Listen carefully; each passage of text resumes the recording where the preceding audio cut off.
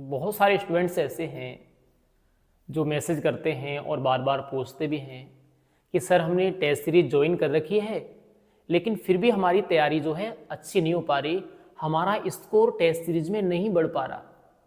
अब ये क्या रीज़न हो सकता है कि आप रेगुलर टेस्ट भी दे रहे हो, तैयारी भी अच्छी कर रहे हो, फिर भी आपका स्कोर टेस्ट सीरीज में नहीं बढ़ पा रहा? तो इसके पीछे एक ही रीज़न है कि जो टेस्ट सीरीज देने के बाद, जो पेपर देने के बाद हमें रफ वर्क करना होता है, जो स्मार्ट वर्क करना होता है, वो कार्य हम लोग नहीं कर रहे।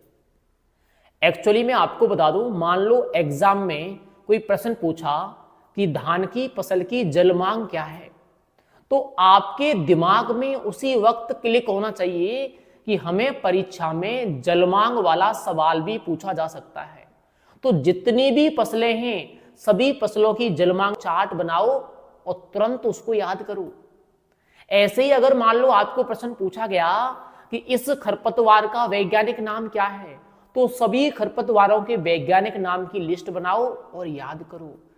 आपको प्रश्न पूछा गया सोयाबीन में तेल की मात्रा कितनी है, तो जितनी भी फसलें हैं सभी में तेल की मात्रा का चार्ट बनाओ और इन्हें याद करो।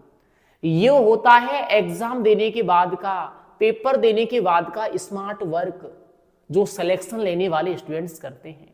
और जो स्टूडेंट्स पेपर देने के बाद में ऐसा वर्क करता है, मैं 101% कह सकता हूं कि उस स्टूडेंट का स्कोर लगातार बढ़ेगा, उस स्टूडेंट्स के सिलेक्शन को कोई भी नहीं रोक सकता।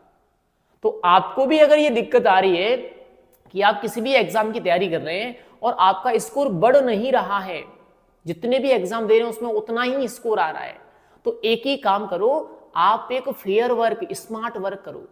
जो प्रश्न आ रहा है उस प्रश्न के हिसाब से जितने भी प्रश्न बन सकते हैं उनको फिल्टर करो, तब जाकर के आपका एग्जाम में स्कोर बढ़ पाएगा।